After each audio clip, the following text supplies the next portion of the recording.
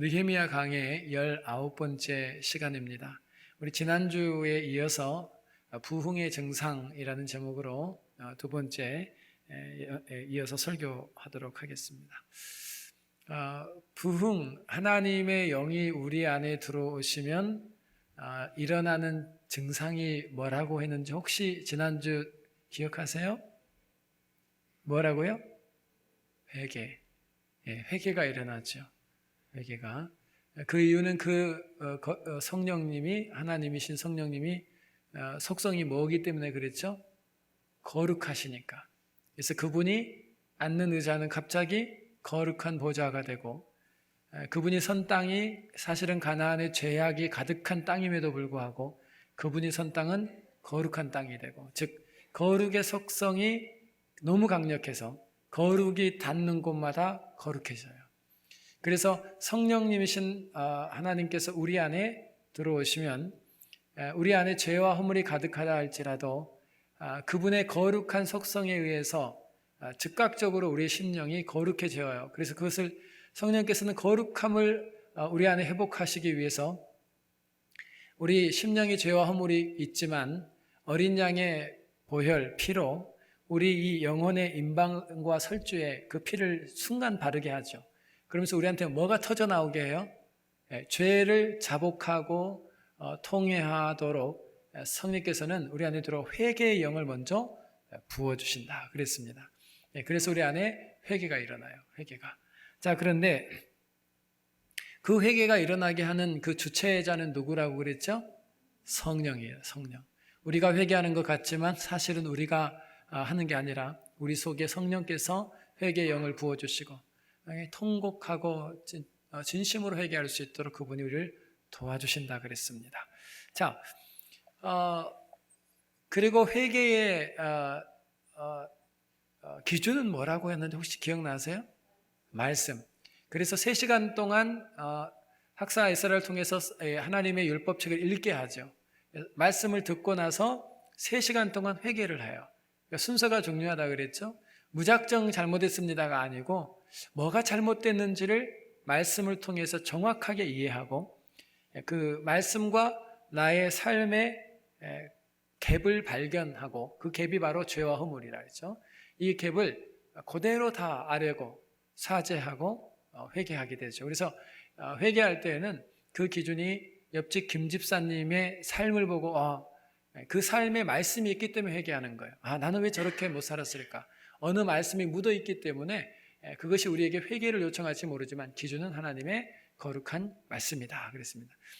회개의 범위는 어디서부터 어디까지였죠? 나로부터 열조까지.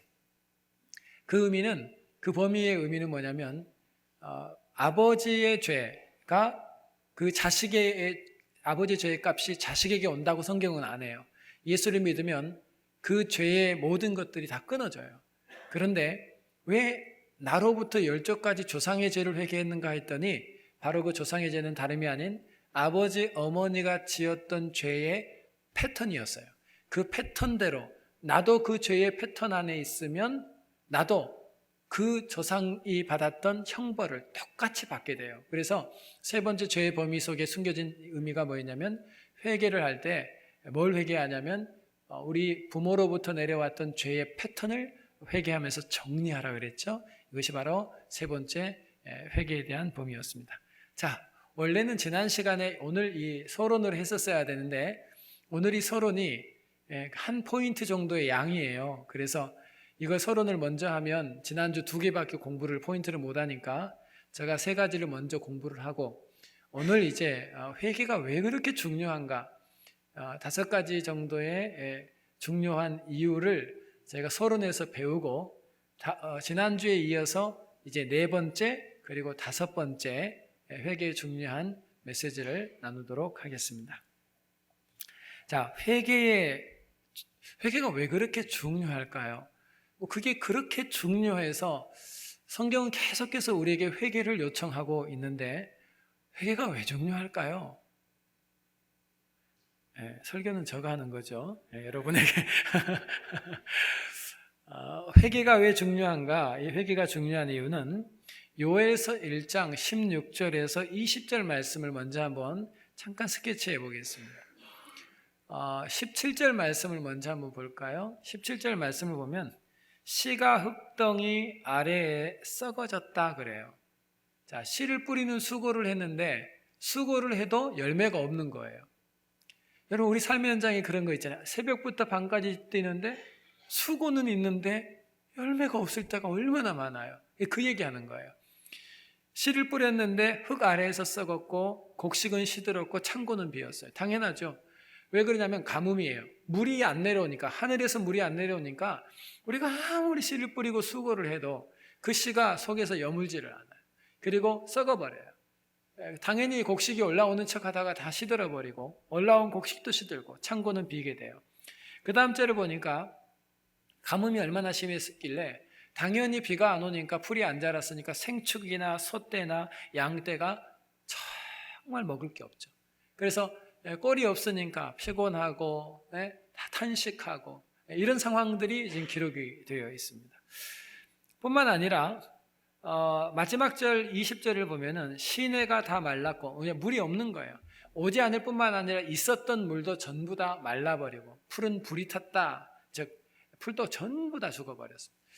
자, 지금 선지자 요엘이 마지막 시대 때에 대한 얘기를 하면서 이 얘기를 해요. 여러분, 비가 내리지 않아 심각한 가뭄이 이스라엘 지경에 내리니까 씨앗을 뿌리는 수고를 하고 경작을 해도 씨가 다 말라 죽어버리고 썩어버리고 곡식은 올라오지 않고 창고는 비고 우리와 함께는 양떼 소떼들은 전부 다 죽겠다고 난리죠. 먹을 게 없으니까 물도 마실 것이 시내에 없어지고 곡식이 탔다. 이게 뭐냐면 우리의 삶의 현장을 얘기하는 거예요. 혹시 주님께서 너희의 삶의 현장에 너희가 원하는 곡식이 나오지가 않고 수고는 하는데도 어떤 열매를 거두지 못해서 너무너무 비통하냐? 이걸 물어봐요. 왜? 이유는 뭐냐면 심각한 가뭄이 온 거예요. 그때 하나님께서 뭐라고 말씀하시냐면 이 심각한 가뭄을 해결할 수 있는 방법을 알려줍니다. 그 방법이 바로 요엘서 2장 12절 그리고 13절에 기록되어 있는데요. 자, 뭐라고 얘기하냐면 이제라도 금식하며 울며 애통하고 그 다음 뭐예요? 마음을 다하여 내게로 돌아오라 그래요. 자, 우리 지난 시간 배웠죠. 히브리 언어로 슈브라는 단어가 뭐냐면 돌아오는 거예요. 그게 회개란 단어예요. 그러니까 지금 하나님께서는 너희가 만난 이 심각한 가뭄을 해결할 수 있는 방법이 있다 없다? 있다. 그런데 그 방법이 뭐라고요? 울어야 된대요. 애통하며 울어야 된대요. 왜 울어야 되냐면 이 우는데 하나님께로 돌아온다. 뭐 하라는 거예요? 회개하래요. 회개. 그 다음 절에는 회개하는 모습을 뭐라고 했냐면 옷을 찢지 말래요. 옷을 찢지 말고 뭐를 찢어요? 마음을 찢으래요. 옷을 찢는다는 것은 회개의 형식을 말해요. 하나님 잘못했어요 하는데 마음은 상하지 않았어요. 마음이 찢어지지가 않아요. 이건 회개하라가 아니라는 거예요. 너희의 마음이 하나님께 돌아와야 된다. 상한 마음으로 하나님께 나와 진짜 회개하면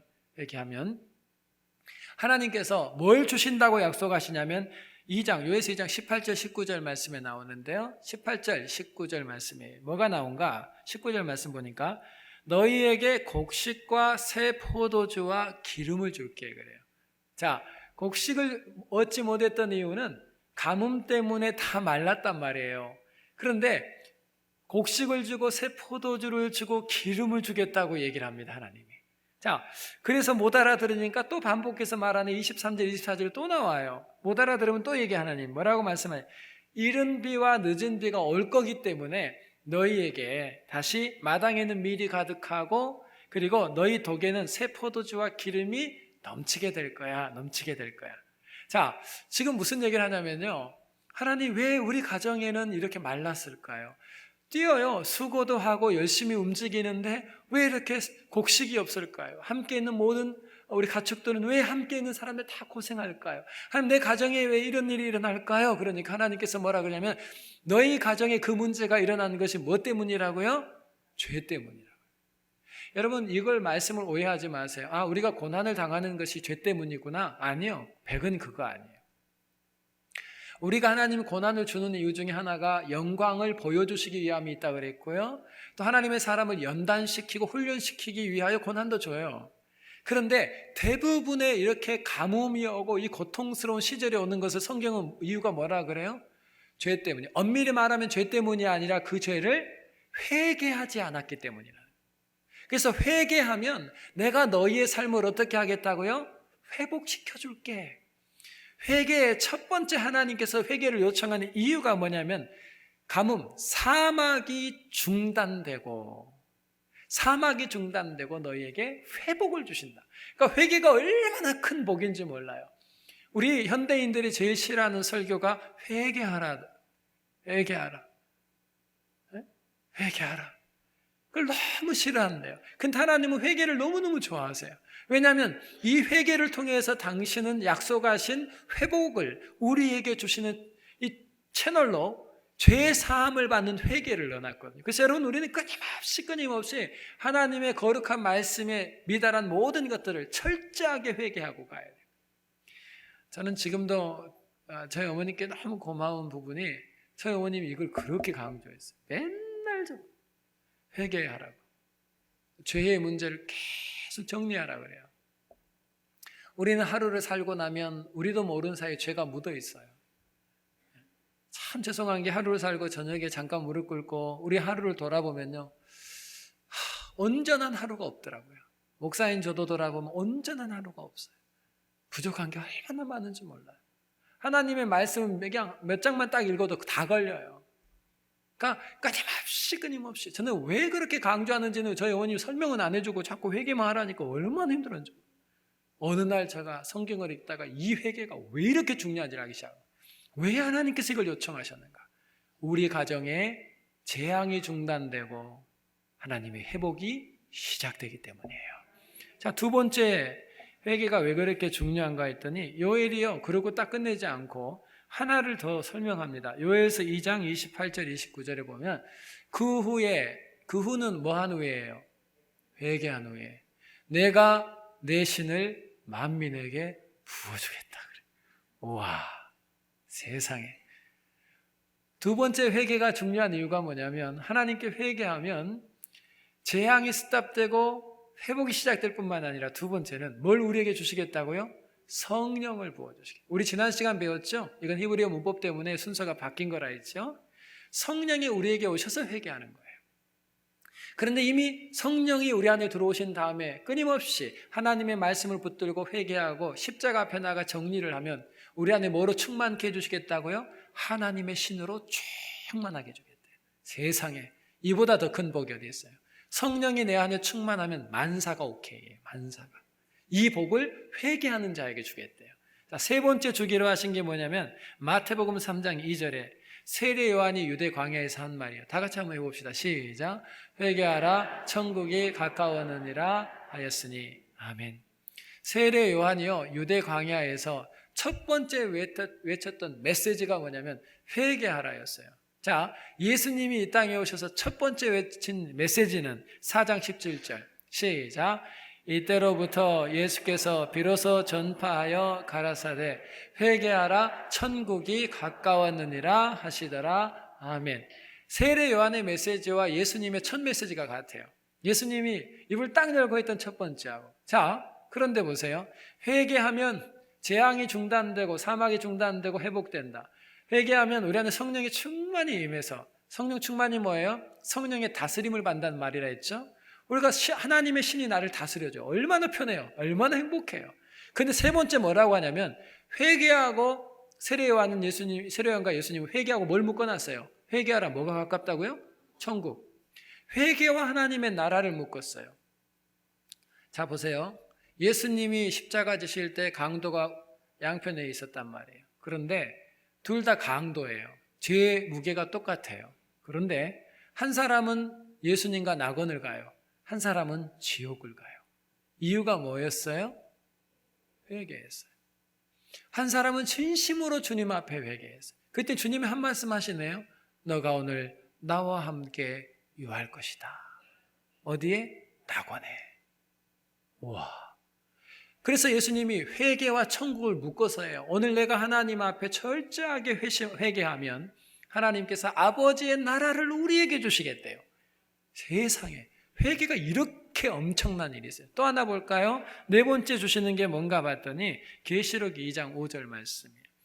그러므로 어디서 떨어진 것을 생각하고 회개하여 처음 행위를 가지라. 만일 그리하지 아니하고 회개치 아니하면 내가 내게 임하여 내 촛대를 그 자리에서 옮기리라.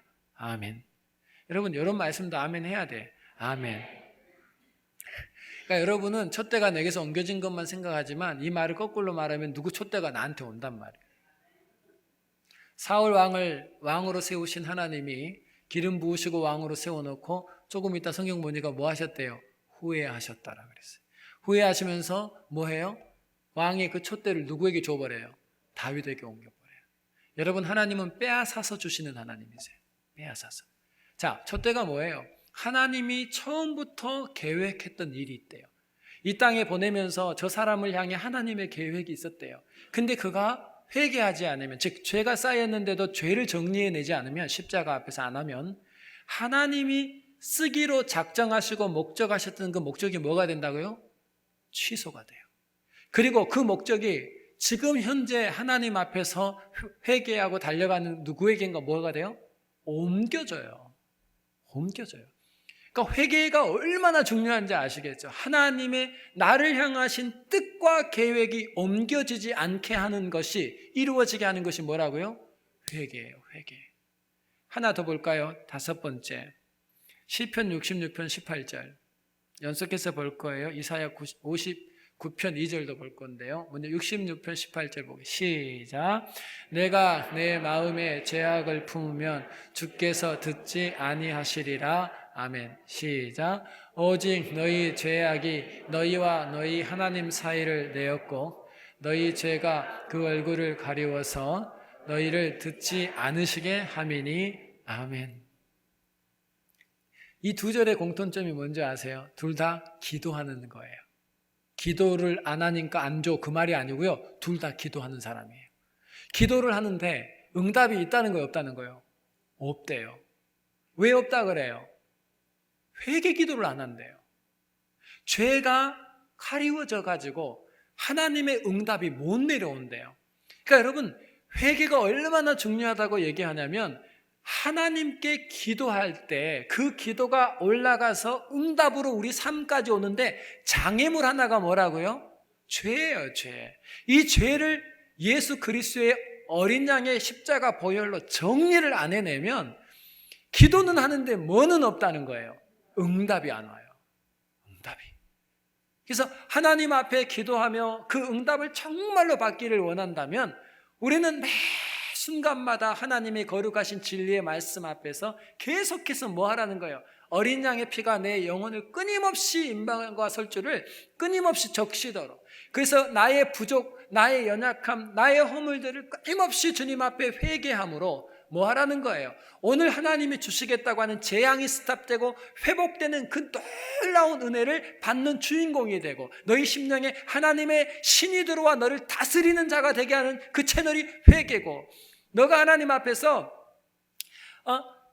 하나님의 나라가 너희 속에 임하게 되는 채널도 회개고, 뿐만 아니라 너를 향한 하나님의 원래의 계획이 그대로 이루어지게 하는 것도 회개 기도고, 너가 기도한 모든 기도의 제목이 너의 삶의 현장에 응답으로 오게 하는 것도 회개라는 거예요. 저는 저와 여러분이 하나님 거룩하신 말씀 붙들고 회개하다가 이 다섯 가지 놀라운 복을 받는 주인공 되시기를 주의 이름으로 축원합니다. 자, 이제 갈 거예요. 지난 시간 3개 배웠고 오늘 2개만 더 배울 건데요. 자, 회개의 주체 배웠고 회개의 기준 배웠고 회개의 범위 배웠어요. 네 번째, 오늘 본문으로 들어갑니다. 네 번째, 이렇게 중요한 회개를 왜 하라고 했는데 그럼 회개가 어디까지인가 보니까 네 번째, 회개의 정도는 어디까지 회개를 해야 회개가 된 겁니까? 궁금하지 않으세요? 어디까지 회개하는 게 회개입니까? 그냥 하나님 나 잘못했습니다. 예. 어느 정도 회개해야 돼요? 엉엉 울어야 돼요? 아니면 어디까지 회개해야 이게 용서가 되고 이 복이 오냔 말이에요. 회개의 정도는 바로 삶까지예요. 삶. 행동이에요. 행위의 회개까지가 우리가 우리의 입술로 자복하는 거예요. 입술로 자복하는 것으로부터 회개가 시작되고요. 죄 용서가 돼요. 그런데 어디까지가 완성되냐면 내 삶으로 회개가 연출될 때 그 회개가 완성돼요. 그때 하나님의 복이 와요. 자, 본문 2절을 보세요. 본문 2절 말씀 제가 읽겠습니다. 모든 이방 사람과 절교하고 그래요. 자, 모든 이방 사람과 절교하고. 여러분, 회개는 자, 이스라엘 백성들이 지금 조상의 죄까지 회개를 하다 보니까 문제가 뭐냐면 이 모든 죄가 이방 사람들과 만나면서 시작됐거든요. 그래서 하나님 앞에 뭐라 그러냐면 하나님, 우리가 이방 사람 만나서 그들이 살았던 문화, 그들이 섬겼던 바알과 아세라를 우리도 섬겨버렸습니다. 하나님, 이제는 바알과 아세라 안 섬길랍니다. 용서해 주십시오. 이러면 되잖아요. 그런데 뭐하라 그래요? 느헤미야가 절교하래. 절교. 말로 하나님께 회개하고 끝나는 게 아니라 네가 뭐하라고 이제? 그게 문제인 걸 알고 하나님 그렇습니다 하고 회개했으면 이제 찾아가서 그들과 뭐 하는 거예요? 절교하래요. 네 삶의 현장에서 그들을 끊어내래요. 회개가 입술에서 시작했는데 어디까지, 회개의 정도가 어디까지 가게 되냐면 바로 내 삶의 현장까지. 그래서 느헤미야가요 이렇게 보여요. 이 말씀이 느헤미야 13장하고 연결되어 있어요. 느헤미야 13장 28절 한번 봅시다. 느헤미야는 멋진 리더예요. 다 같이 시작. 대제사장 엘리야십의 손자 요야다의 아들 하나가 호론 사람 산발랏의 사위가 되었으므로 내가 쫓아내어 나를 떠나게 하였느니라. 아멘. 느헤미야가 백성들에게 야, 너희들 이제 절교해. 너희 삶의 현장에 돌아가서 진짜 삶에서 끊어버려. 그리고 끝난 게 아니에요. 느헤미야 자기 삶으로 돌아갔어요. 그랬더니 뭔 일이 벌어졌었어요? 보니까 대제사장 엘리야십의 손자가, 그것도 호론 사람 산발랏, 이방 사람 중에 그 성벽 재건할 때 괴롭혔던 산발랏, 이 사람하고 이 사위가 되어 있는 거예요. 이방 사람하고. 그러니까 어떻게 해요? 내어 쫓아버렸어. 내 삶의 현장으로 돌아가 이 부분이 걸려있는 부분을 삶에서 해결합니다. 그런데 문제가 뭔 줄 아세요? 지금 총독으로 와서 느헤미야가 예루살렘을 통치하지만 문제는 이게 종교 집단이잖아요. 이스라엘 백성들은 종교심을 가지고 있는 종교 집단이란 말이에요. 나라지만. 근데 이들이 대제사장이 그 종교 집단의 최고의 권력자입니다. 그런데 누구를 건드려 버렸어요? 대제사장 엘리야십의 손자를 쫓아내요. 그건 누구하고의 결별까지 선언한 거예요. 대제사장. 그러면 어떤 일이 그 다음 벌어질까요? 내가 지금 총독으로 이 예루살렘을 통치하는데 이제는 계속해서 나를 괴롭힐 사람이 생긴 거예요. 그것도 누가? 종교 지도자예요. 최고의 종교 지도자가. 근데도 뭐를 해요? 절교해버려요. 이유는 뭐예요? 오늘 내가 회개한 부분을 내 삶의 현장에 돌아가 어떤 피해를 본다 할지라도, 어떤 값을 지불한다 할지라도 내 삶의 현장에서 절교하면서 삶으로 하나님 앞에 회개한 열매를 보여드린 거예요. 여러분, 회개는 뭐예요? 우리가 하나님 앞에 회개의 시작은 구호로 시작할 수 있어요. 하나님, 이걸 잘못했어요. 용서해 주세요. 이건 시작이에요.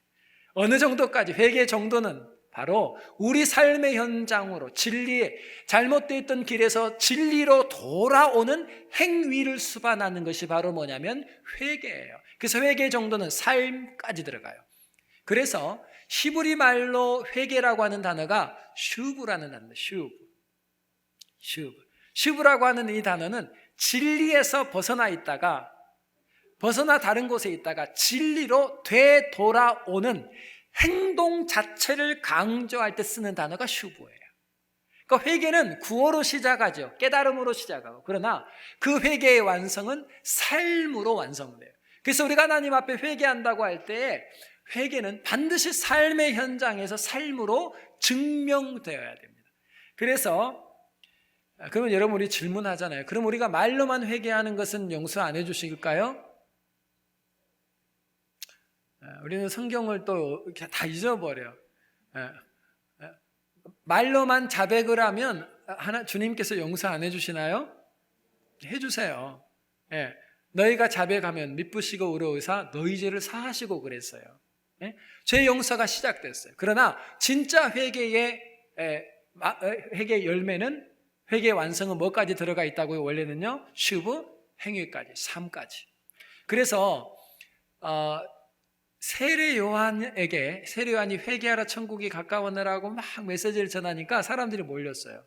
그리고 물어봐요. 우리가 이렇게 회개했는데 회개가 뭐냐 자꾸 물어보니까 세례 요한이 뭐라고 대답해요? 회개에 합당한 열매를 맺으라 그래요. 열매를 맺으라. 이게 무슨 말이에요? 회개에 합당한 열매가 뭐예요? 삶을 살아야 된대요. 이게 뭐라고요? 히브리 말을 그대로 보니까 슈브예요. 슈브가 뭐예요? 회개에 합당한 삶이 따라오는 것까지란 말이에요. 그래서 세례 요한이 그렇게 얘기를 했더니 부자가 뭐라고 얘기해요? 우리 부자는 그러면 어떻게 해야 되냐 물어봤어요. 그랬더니 세례 요한이 뭐라고 얘기해요? 너희가 옷이 2벌 있다면 옷이 없는 자에게 그 한 벌을 나눠주라 그래요. 음식도 그리 하라 그래요. 자, 부자가 회개합니다. 하나님 용서해 주세요. 저의 마음속에 욕망이 있어서 이렇게 물질을 너무 사랑하고 물질을 이렇게 많이 모으면서 많은 사람을 울렸습니다. 저를 용서해 주세요. 그러니까 하나님이 내가 네 죄를 사하노라. 그럼 끝나는 거 아니에요? 세례 요한이 뭐라고 얘기해요? 그렇게 기도하니까 네 회개에 합당한 슈브, 돌아오는 행위를 가져래요. 그게 뭐냐?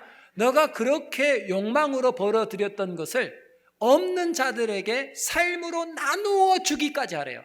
그것이 바로 회개에 합당한 열매, 즉 슈브다 이렇게 얘기한 거예요. 뿐만 아니라 세리의 경우는 이렇게 얘기합니다.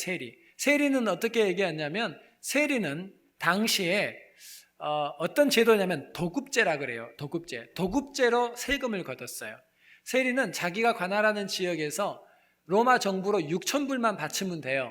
근데 이 사람은 6,000불을 제외하고 더 많이 걷었으면 더 10,000불을 걷었는데 6,000불만 내면 돼요. 그러니까 4,000불은 내가 가져요.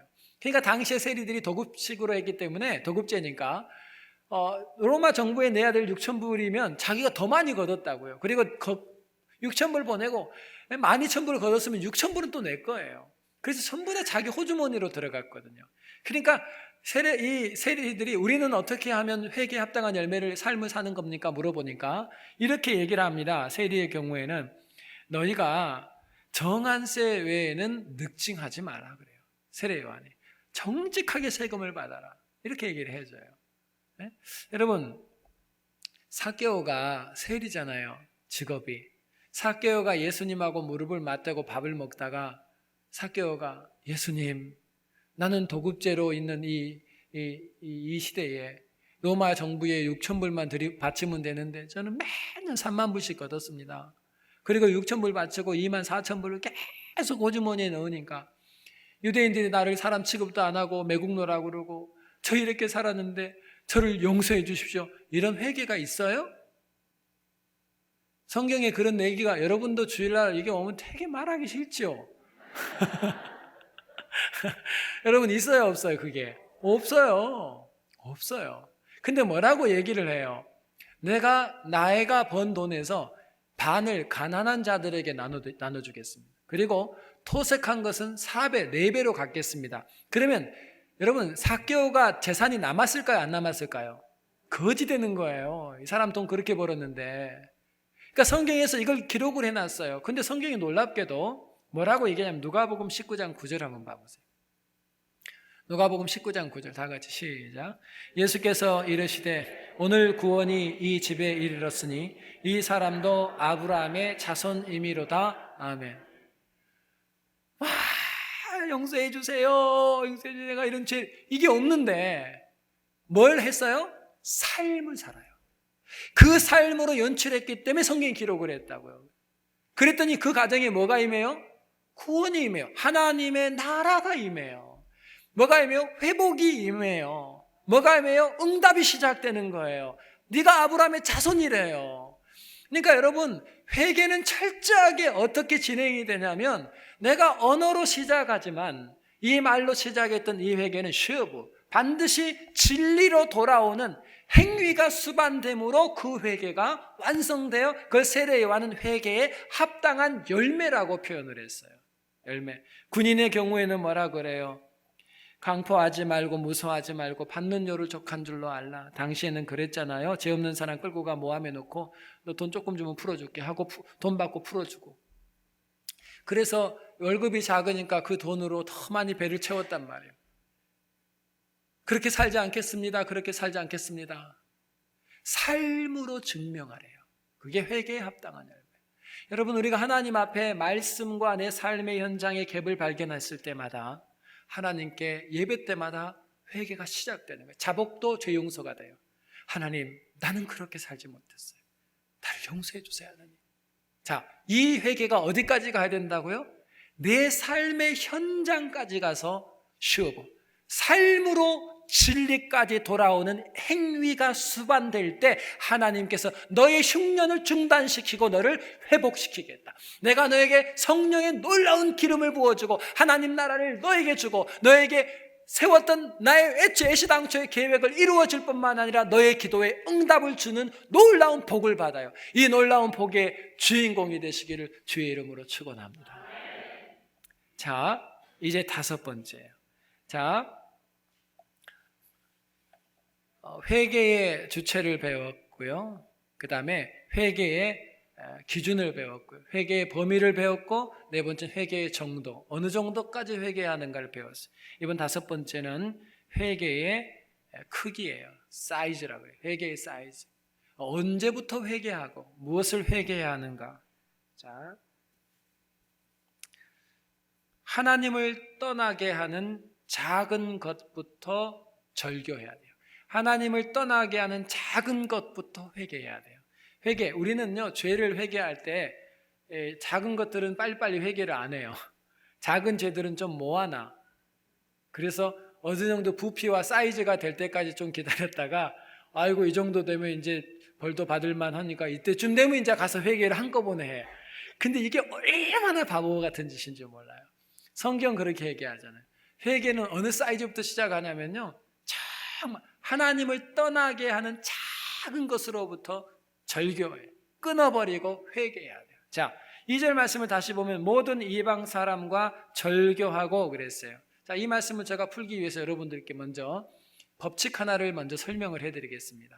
자, 미국 범죄학자 제임스 윌슨과 조지 켈링이라고 하는 사람이 한 논문을 발표했는데 그 논문 제목이 깨진 유리창의 원리, 깨진 유리창의 법칙이라는 논문이에요. 그게 뭔가 하면 이런 거예요. 한 가게에 불량배가 와서 유리창 한쪽을 유리창을 이렇게 살짝 깼어요. 근데 다 깨진 게 아니고 한 3분의 1 정도 깨진 거예요. 뭐 유리창이 많으니까 뭐 그 정도 깨진 게 큰 손해가 아니라고 생각해서 그 집 주인이, 가게 주인이 그 깨진 3분의 1 정도 되는 그 사이즈에다가 종이로 이렇게 막아놨어요. 이거 우리는 뭔지 알죠? 우리 옛날에 어려웠을 때 한국도 유리 좀 깨지면은 그 갈기가 돈이 그러니까 그냥 종이를 이렇게 붙여놓잖아요. 그렇게 해놨어요. 그랬는데 어느 시간이 며칠이 지나고 어느 시간이 딱 됐는데 나가보니까 그 깨진 유리창 바로 앞에 쓰레기들이 막 많이 있어요. 그 다음에 쓰레기만 있는 줄 알았더니 또 얼마 지나고 나니까 불량배들이 와서 그 쓰레기 있는 그 더러워진 그 주변을 자꾸 페인트랑 낙서를 막 하기 시작해요. 어느 시간이 지나고 나니까 불량배들이 다 모여서 담배 피고 있어요. 거기서 어느 시간에 불량배들이 패싸움이 일어났는데 그 장소가 그 장소였어요. 이게 뭐냐면 깨진 유리창의 법칙이라는 거예요. 유리창과 같이 사소한 피해를 그냥 방치해 두면 그게 절도나 폭력 같은 더 큰 강력 범죄가 일어난다 해서 범죄학자들이 이 깨진 유리창의 법칙을 만들었어요. 거기 깨진 유리창에 그거 하나를 붙여놨는데 그 붙여놓은 그 자리가 사람들이 딴 데는 쓰레기를 못 버려도 거기는 버릴 수 있을 것 같은 마음의 생각이 든대요. 그 버린 거예요. 쓰레기가 좀 차고 나니까 얼마 정도 쓰레기가 모이고 나니까 불량배들이 와서 거기다가 낙서를 시작하고요. 깨진 유리창 밑에 쓰레기 있고 낙서를 막 해놓고 나니까 불량배들이 거기 모여서 같이 모이는 장소가 돼요. 담배 피우고. 어느 날에는 패싸움이 일어나요. 자, 이 법칙을요 가장 혜택을 많이 본 나라가 미국인데 그 중에 가장 혜택을 많이 본 데가 뉴욕이에요. 뉴욕은 1980년대 1년에 강력범죄, 중범죄가 60만 건이 일어나요. 참 우리는 너무나 많은 놀래도 안 해. 이게 60만 건. 여러분 1년에 이 강력범죄가요 6,000번 일어나도 우리는 어머 이래야 되는 거예요. 10,000번 우와 이래야 돼. 60만 그러니까 안 와. 뉴욕이 그 정도로 험했답니다. 60만 건이었대요. 그래서 뭐 심각한 거예요. 그래서 당시에 우리 여행자들에게 났던 소문 중에 하나가 뉴욕에 가면 지하철을 타지 마라 그랬대요. 일찍 이민 오신 분들이 이게 뭔 소리인지 아시죠? 예, 범죄가 뭐 지하철에서 끊임없이 일어나니까. 그래서 이 범죄 심리학자인 조지 켈링이라고 하는 이 교수가요, 깨진 유리창의 법칙을 가지고 누구를 만나러 가냐면 뉴욕 교통국에 있는 국장을 만나라고 해요. 데이비드 건이라고 하는 국장을 만나서 이 깨진 유리창의 법칙을 설명합니다. 왜 뉴욕에서 범죄가 많이 일어나는 줄 압니까? 이 깨진 유리창의 법칙 때문입니다. 처음에는 뉴욕이 그렇지 않았을 겁니다. 그런데 낙서를 시작했어요. 낙서가 있으니까 그 다음 낙서가 번져나가고, 낙서 있는 곳 쓰레기가 버려지고, 쓰레기가 버리고 낙서가 있는 곳은 전부 갱들이 모이기 시작하고, 당연히 뉴욕이 완전히 범죄 소굴이 됐다는 거예요. 그래서 이걸 정리하려면 뭐를 해야 되느냐? 웃지 마세요. 그냥 그분이 하신 얘기니까 제가 하는 얘기는 아니란 말이죠. 그래서 이분이 뭐라고 얘기했냐면, 켈링 교수가 낙서를 지우면 범죄가 없어진다고 그랬어요. 이 국장이요, 데이비드 건 국장이요, 교통국 전체 직원을 모아놓고 이 얘기를 합니다. 우리 지금부터 중범죄를 없애기 위해서 전부 다, 이렇게 말할 줄 알았죠. 중범죄자들을 이제부터 본격적으로 체포한다, 이렇게 얘기한 게 아니라 전부 다 가서 낙서 지우자. 그러니까요, 교통국 직원들이요 전부 다 일어났어요. 말도 안 되는 소리라는 거예요. 지금 중범죄가 일어나고 있으면 경찰과 교통국들이 전부 나가서 뭐 해야 되냐, 중범죄자를 잡아야지 무슨 낙서를 지우고 있냐. 근데 데이비드 건 이 국장이요, 그 컴플레인이 계속 올라오는데 전부 묵살시키고 그냥 추진해버렸어요. 5년 동안 기차를 비롯한 주변 6,000대를 전부 다 낙서를, 5년이 걸렸어요. 낙서를 다 지우는데. 질문합니다. 뉴욕의 중범죄가 사라졌을까요? 예? 그러니까 우리는 이제 통밥만 늘었어. 저걸 최 목사가 이야기하는 이유는 분명히 맞았어요. 지우기 시작하는데 2년째 되는 해부터, 2년 지나고서부터 중범죄 수가 줄기 시작합니다. 갑자기 깨끗하게 되기 시작하는 거야. 그건 그냥 낙서 지우고 거기를 깨끗하게만 했는데 중범죄가 줄어들었어요. 그리고 나서 94년도에는 60만 건이던 중범죄가 딱 반이 줄었어요. 반이.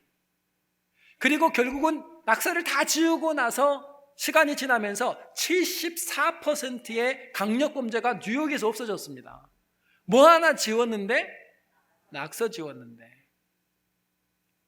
그래서 이걸요, 뉴욕에 있는 시장인 루돌프 줄리안이라고 하는 사람이 취임하면서 이 사람이 뉴욕 전 시내에 바로 이 깨진 유리창의 법칙을 적용합니다.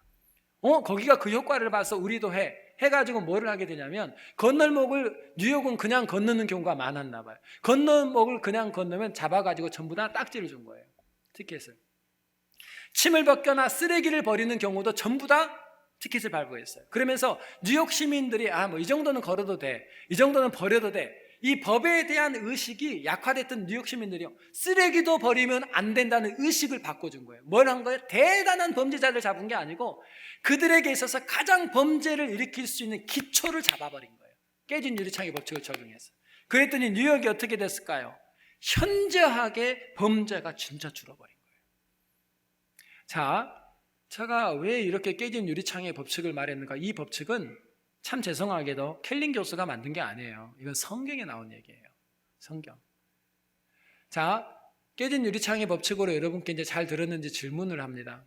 제가 이제 한 분을 지적해서 답을 말하라고 이렇게 하면 잠이 확 깰 거예요. 100, 산수 공식부터 얘기해 보세요. 100 마이너스 1은 얼마죠? 99. 깨진 유리창의 법칙으로 답하세요. 이제는 100 마이너스 1, 100개 중에 하나 정도는 괜찮지 하고 마이너스 1을 하면 뭐가 남는다고요? 제로가 돼요. 분명히 깨진 유리창 조금밖에 없었는데 그게 결국은 강력범죄가 나올, 그 사소한 것 하나를 그냥 지나가면 안 되고 그 사소한 것을 빨리 정리하지 않으면 이 사소한 것 때문에 도시 전체가 마비돼요. 이게 바로 깨진 유리창의 법칙이에요. 자, 오늘 본문으로 돌아갈까요? 정말 그게 있는가? 자, 오늘 이렇게 얘기합니다. 느헤미야가 너희 안에 이방 사람과 절교하래요. 오늘 이 본문이 13장하고 연결이 돼 있어요. 아까 봤죠? 13장 23절부터 잠깐 보겠습니다. 그들이 이방 사람 누구하고 결혼했는지를 느헤미야가 기록을 했어요. 누구라 그래요? 아스돗과 암몬과 모압 여인을 취하여 너희 아내로 삼았으며 그래요. 자, 그냥 그거밖에 없는 거예요. 아내로 삼았어요. 이게 뭐냐면 깨진 유리창의 법칙의 유리창이에요. 깨진 유리창이에요. 아무것도 아닌 것 같아요. 뭐 그거 아내 하나 뭐 이방 사람 삼은 게 뭐 그렇게 대단하냐는 거예요. 자, 그 다음 보실래요? 25절에 그래서 느헤미야가 뭐라 그러냐면 너희 딸을 이방 사람에게 주지 말고 이방 남자에게, 이방 여자를 너희 아들에게 주지 마라 그래요. 그리고 이유를 26절에 설명을 해놨어요. 26절은 같이 읽어봅니다. 시작. 또 이르기를 옛적에 이스라엘 왕 솔로몬이 이 일로 범죄하지 아니하였느냐. 저는 열국 중에 비길 왕이 없이 하나님의 사랑을 입은 자라. 하나님이 저로 왕을 삼아 온 이스라엘을 다스리게 하셨으나 이방 여인이 저로 범죄케 하였나니 아멘. 자, 뭐라고 얘기하냐면 솔로몬은 뭐 때문이었냐면 돈 때문이었어요. 이방 여자와 결혼한 게 여자가 이뻐서 여자에 대한 욕망 때문에 그게 없지 않았겠지만 무역 때문이에요. 저 나라와 교역을 하려면 당시에는 뭐를 하냐면 그 나라의 공주를 이쪽에 보내서 시집 보내고, 그래서 다 돈으로 묶어놔요. 그래서 무역을 하기 위해서 돈이에요, 돈. 솔로몬이 그것 때문에 아내를, 이방 여자를 아내로 맞이합니다. 그 결과가 뭐죠? 솔로몬이 갑자기 바알과 아세라를 섬기게 돼요. 그 아내가 믿던 바알과 아세라를 섬겼어요. 그리고 나서 솔로몬의 자식들이 전부 다 뭘 섬겼다고요? 바알과 아세라를 섬겨요. 자, 왕과 왕자들이 전부 다 바알과 아세라를 섬기니까 이스라엘 백성들이 통째로 바알과 아세라를 섬겼습니다. 그 결과가 뭐죠? 지역마다 도시마다 뭐를 지었다 그래요? 솔로몬 시대에 산당을 지었대요. 그 산당은 예배하기 위해서 아니에요. 바알을 예배하기 위한 산당을 이스라엘 전역에 지었습니다. 뭐 하나 들어왔는데? 이방 여자 하나 들어왔는데 깨진 유리창이에요. 그냥 그거 하나밖에 깨진 게 없어요. 그런데 그 깨진 유리창 앞에 더러운 것들이, 쓰레기가 버려지고 낙사가 칠해지고 깽들이 모이는 자리가 되고 패싸움하는 자리가 된 것처럼 그냥 그거 하나가 들어왔는데 이스라엘 전체가 썩어버려요. 그래서 하나님 어떻게 이스라엘 전체를 도려냅니다. 그리고 버려버려요. 바벨론으로. 그냥 그거 하나 했는데, 그러니까 하나님 회개할 때에 하나님 저희를 용서해 주세요 하고 우리가 죄를 가지고 나가는 그 죄의 사이즈가 뭐냐면요, 그 깨진 유리창 정도는 놓고 간단 말이에요. 그거는 죄 회개할 건수로 생각도 안 해요. 그래서 죄가 차고 이 정도 되면 아마 하나님이 어쩌면 벌을 내릴지 몰라. 이게요, 죄 사이즈가 커질 때 가지고 가요. 습관적으로 우리 인생이 그래요. 근데 어떤 거라고요? 회개는 하나님과 나와 절교하게 만드는 작은 시작부터 회개를 하래요. 그걸 정리하래요. 회개 사이즈예요. 회개 사이즈. 여러분, 성경이 진짜 그렇게 얘기하는가? 제가 한 가지 샘플만 잠깐 드릴게요. 성경에서 먼저 샘플을 드릴게요. 반복은 원리다 그랬습니다. 반복은, 여러분, 이스라엘 왕 중에 가장 바알을 잘 섬겼던 진짜 대단한 악한 왕이 누구냐면 아합 왕이에요. 아합 왕. 네? 금방 나오시나 아합. 아합 왕이 어떻게 시작됐는가? 열왕기상 16장 31절에 기록을 해놨어요. 자, 끝절 쪽으로 보세요. 시돈 사람의 왕 누구요? 앱바알의 딸 누구예요? 이세벨로 뭘 삼고? 아내를 삼고 가서 누구를? 바알을 섬겨 숭배하고. 아합이요, 이세벨을 아내로 삼고 바알을 섬겼대요. 그냥 그거 하나쯤은 하고 잡은 거예요. 아버지가 이방 여자와 결혼하지 말라고 한 이유가, 솔로몬 보고 한 이유가 뭐냐면 그들의 문화와 종교가 너희 안에 들어온다는 거예요. 시작은 아내지만 그 안에 있던 그 어마어마한 마귀, 그 죄악의 우상단지가 너희 심령과 자녀를 완전히 점령하고 민족을 죽일 거라는 거예요. 깨진 유리창의 법칙이 그게 작아 보이지만 그것 때문에 도시가 망가지고 민족이 망가질 거라는 얘기를 했어요. 근데 그걸 그냥 넘겼단 말이에요. 자, 그 다음 보세요. 그랬더니 아합의 아들, 이세벨의 아들이죠. 이세벨의 아들 아하시야는 성경에 따르면 자연스럽게 바알을 숭배합니다. 열왕기하 1장 2절을 한번 봐보세요. 다 같이 시작. 사마리아에 있는 그 다락 난간에서 떨어져 병들매 사자를 보내며 저희더러 이르되 가서 에그론의 신 바알세붑에게 이 병이 낫겠나 물어보라 하니라. 아멘. 아버지가 어머니를 통해 바알을 섬기게 되니까 그 아들 자동적으로 바알, 문제가 터지면 바알 신을 찾아가요. 그대로 답습해요. 그 딸이 누구냐면 아달랴예요. 아달랴는요, 진의 엄마 이세벨보다 더 바알을 숭배했어요.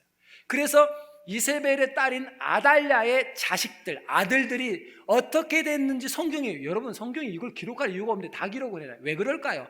이 깨진 유리창의 법칙을 얘기하려고 그래요. 하나를 허용하니까 다 무너져요. 보세요. 아달랴의 아들들이 어떻게 됐는가? 역대하 24장 7절을 같이 시작. 이는 그 악한 여인 아달랴의 아들들이 하나님의 전을 깨뜨리고 또 여호와의 전에 모든 성물을 바알들에게 드렸음이었더라. 아멘. 와, 그 아들들은요, 하나님의 성전을 다 박살내고요, 그 속에 있는 성전의 기물 거룩한 것들을 전부 바알에게 바쳐버렸어요. 그냥 자연스럽게 아내 하나, 즉 죄 작은 것 하나를 하나님 말씀을 잠깐 그냥 그 정도만 허용했어요. 이 정도의 죄는 지금 당장 회개하지 않아도 될 만큼의 사이즈였어요. 그런데 그 사이즈를 허용하고 나니까 어떻게 해요? 완전히 민족이 망가지는 결론이 나요. 아들이, 딸이, 그 아들과 딸의 자식들이 전부 다 망가지면서 그 민족 전체가 깨진 유리창의 법칙 다 망가져요. 그래서 오늘 뭐라 그래요? 느헤미야가 회복하자요. 다시 돌아가자요. 그래서 이방인을 다 결별하고 끊어버리래요. 그런데 어디서부터 끊어요? 바로 그게 뭐냐면 우리 민족이 망하게 되는 엄청난 죄악의 처음 시작이었대요. 그 작은 것을 오늘부터 허용하지 말고 그 작은 것부터 하나님께 철저히 회개함으로 아버지가 주기로 작정하신 그 놀라운 5가지의 복의 주인공이 되자는 거예요. 말씀을 마무리합니다. 이방인을 그렇게 결혼한 건 돈 때문에, 돈.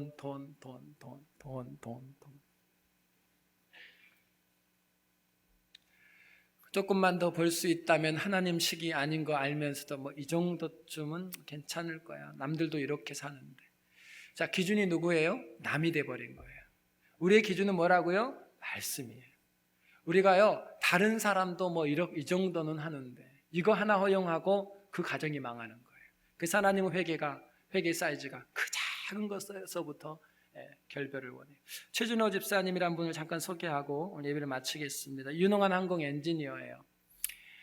이 사람에 대해서는 책으로 나와 있기 때문에도 아시겠지만 이분이 한국에서 가장 큰 항공회사에서 일했던 베테랑이에요. 베테랑.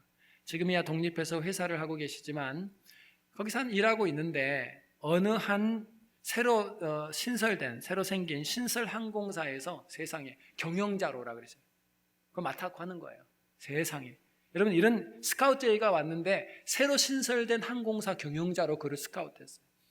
지금 자기가 그 있는 큰 항공사에서 받는 페이하고는 비교가 안 돼요. 와, 이 집사님이 얼마나 기뻤을까요? 그래서 그 자리 미팅하는 자리를 한번 갔어요. 이제 자세한 걸 듣기 위해서 갔더니 가서 얘기를 하다가 한 가지를 알게 됐어요. 최준호 집사님. 뭘 알게 됐냐면 이 신설 항공사의 배후에 우리가 흔히 말하는 이단이 개입되어 있다는 걸 알았어요. 이단이. 이분이요, 그 사실을 알았지만 자꾸 갈등이 생긴 게 뭐였냐면 이만한 대우를 해주는 회사가 없어요. 그리고 최고 경영자가 되는 거예요. 여러분, 우리도 그 정도면 좀 흔들리지 않겠어요? 알았어요.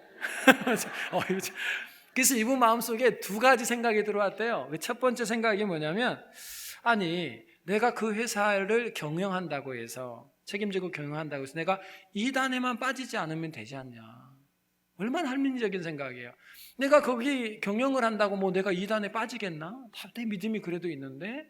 그러니까 일단은 들어가서 일을 하고 그 보수를 받고 싶었어요. 그런데 그때 한 가지 생각이 더 들어오더래요. 그 생각이 뭐냐면 하나님과 혹시라도 기뻐하지 않는 일을 하면서 하나님 마음을 섭섭하게 하는 것보다 내가 이것을 내려놓고 하나님을 기쁘시게 하는 게 더 좋은 게 아닌가? 그럼 하나님께서 나를 더 책임져 주시지 않을까 하는 두 번째 생각이 있더래요. 여러분, 이런 생각이 들어오면 그냥 결정을 빨리 해야 돼요. 결정을 늦게 하는 이유는 뭐예요? 계속해서 내가 들어가도 그 회사에서 일하면 안 빠지면 될 거 아니에요. 그러다가 며칠이 지난 다음에 이분이 결정을 했어요. 그래서 포기하기로 했어요. 포기하기로. 그분이 이렇게 얘기했어요. 나는 그 선택으로 많은 돈을 잃게 되었다. 그런데 얻은 것이 하나 있다. 그게 뭐냐면 돈을 통제할 수 있다는 자신감을 얻었다. 돈을 더 많이 준다면 이 돈이 나를 끌고 갈 수 있는데 내가 그 돈을 다스릴 수 있는 경험, 그 힘을 얻었다. 이렇게 얘기했어요. 그리고 나서 몇 달이 지났는데 더 큰 다국적 기업에서 한국 지사장으로 이 사람을 스카우트했는데 그 전 초청했던 스카우트했던 그 회사보다 더 많이 주는 곳이에요. 그럼 우리는 뭐라 그래요? 할렐루야. 그게 중요한 게 아니에요. 우리가 하나님의 진리의 말씀을 따라 작은 것이라도 허용함으로 그것이 결국은 나중에 우리 모든 것을 망가뜨려버려요. 근데 아버지가 기뻐하지 않는 그 작은 것을 결별하고 회개하는 것 너무나 중요하다고요. 그렇게 한다고 하나님이 우리에게 더 많은 것을 줄 거야 라는 기대하지 마세요. 나는 진리의 삶을 살기 위해 페이한 거예요. 그만큼 가난해질 걸로 열심히 해야 돼요. 내가 이렇게 하면 하나님이 더 많이 줄 거야가 신앙이 아니라고요. 내가 그 페이를 했기 때문에, 내가 그 값을 지불했기 때문에 난 돈을 덜 벌어도 나는 행복해. 이 각오를 하셔야 된다고. 근데 이분은 하나님께서 그냥 덤으로 주셨어요. 고마운 거죠. 고마운 거죠. 근데 이분이 무슨 얘기를 하는 거냐면 그 얘기예요. 하나님을 떠나게 하는 것, 그것이 아무리 작은 것이다 할지라도 그것과 결별해낼 수 있는 신앙이 필요하더래요. 사회생활에. 여러분, 오늘 하나님께서 우리에게 말씀하십니다. 뭔 말씀을 하고 계시냐면, 하나님, 회개는 어느 정도까지 해야 돼요? 자백으로 입술로 시작했던 회개가 쉬워. 진리 안으로 돌아오는 행위로 회개를 완성하래요. 뿐만 아니라 다섯 번째는요, 회개 언제부터 해야 돼요? 사이즈예요. 회개의 크기는 언제부터입니까? 우리는 죄를 모아서 하는 습관이 있어요. 아니에요, 성경은. 오늘 그 작은 것 하나가 민족을 다 죽여버렸어요. 깨진 유리창의 법칙이. 그래서 오늘도 그 작은 것 하나가 내 심령에 들어올 때 아버지, 떠나게 하고 기뻐하지 않는 그것을 거절하고 결별하고 그것부터 회개해 나갈 때 하나님께서는 뉴욕을 그냥 낙서 지우는 것으로 회복한 것처럼 그 결별을 통해서 하나님의 놀라운 나라와 그 성령의 임재와 그 회복과 그리고 그 기도의 모든 응답이 우리의 삶의 현장에 고스란히 응답될 것을 믿으시기 바랍니다. 우리 자리에서 한번 일어날까요?